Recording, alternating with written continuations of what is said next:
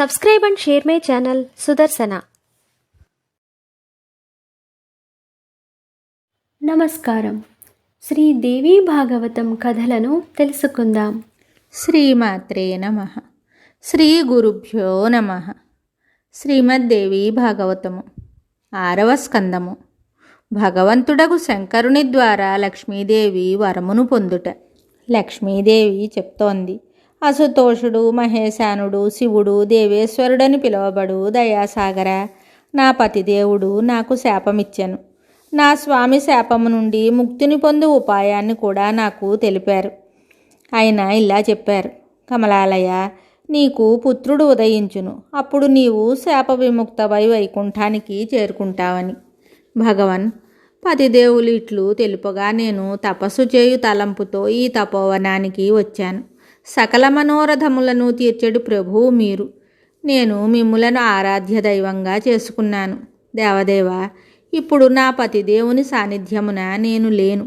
ధర్మపత్ని నగు నన్ను వదిలి ఆ స్వామి వైకుంఠమున విరాజిల్లుచున్నాడు.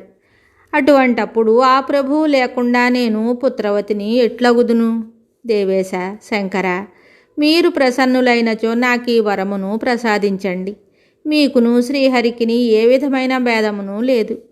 గిరిజాదేవికి ప్రేమను ప్రసాదించు ప్రభు. నేను నా భర్త దగ్గరనున్నప్పుడు మీరిరువురు ఒకటేనన్న రహస్యమును తెలుసుకున్నాను.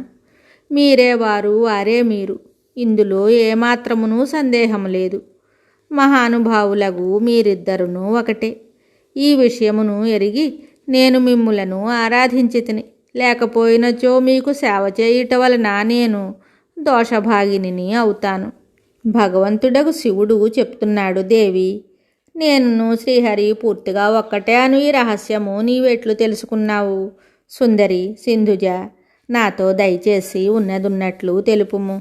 దేవతలు, మునులు, జ్ఞానులు, వేదపారంగతులైన పురుషులు కూడా తర్క వితర్కములలో చిక్కుకుని ఈ ఏకత్వ రహస్యమును అర్థము చేసుకొనలేకున్నారు. చాలామంది నా భక్తులు భగవంతుడగు విష్ణువును, ఆ స్వామి భక్తులు నన్నును నిందించుచుందురు. దేవి, కలియుగమున ఇట్లు అధికముగా జరుగుచుండును. ఇది ఆ యుగ వైశిష్ట్యము. సమయభేదము వలన ఈ భేదభావము అధికమగుచూ పోవుచున్నది. భద్రురాల, నాయందు శ్రీహరియందు సమగ్రమైన ఏకత్వము కలదు. ఈ భావమును తెలుసుకొనుట అందరికీ మిగుల కష్టము. మరి నీవెట్లు తెలుసుకొంటివి? వ్యాసుడు చెప్తున్నాడు. ఇట్లు ప్రసన్నుడై భగవంతుడగు శంకరుడు లక్ష్మీదేవిని అడిగాడు. అప్పుడు ఆమె తనకు తెలిసిన ప్రసంగమును చెప్పడం ప్రారంభించింది. అప్పుడు ఆ దేవి కూడా ఎంతో సంతోషంతో ఉంది. కమలాలయ చెప్తోంది, దేవదేవ, ఇది ఒకానొక నాటి విషయము.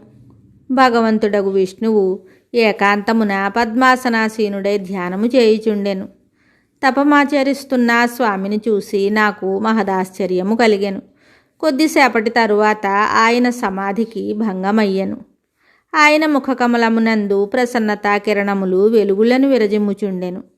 నేనప్పుడు సానుకూలత నెరిగి వినయముతో ఆ స్వామిని అడిగాను, ప్రభు, మీరు దేవతలకు అధ్యక్షులు, జగత్తునకు ప్రభువులు.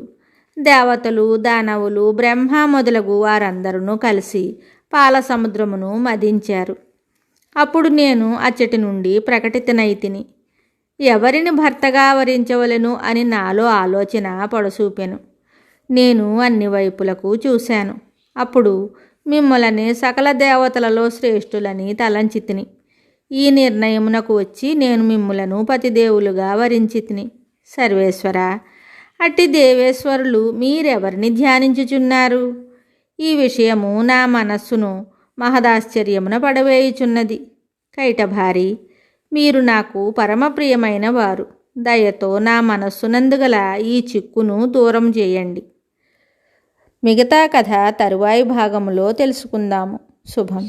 శ్రీదేవి భాగవతం తరువాయి భాగంలో మళ్ళీ కలుద్దాం. నమస్కారం. Subscribe and share my channel Sudarsana.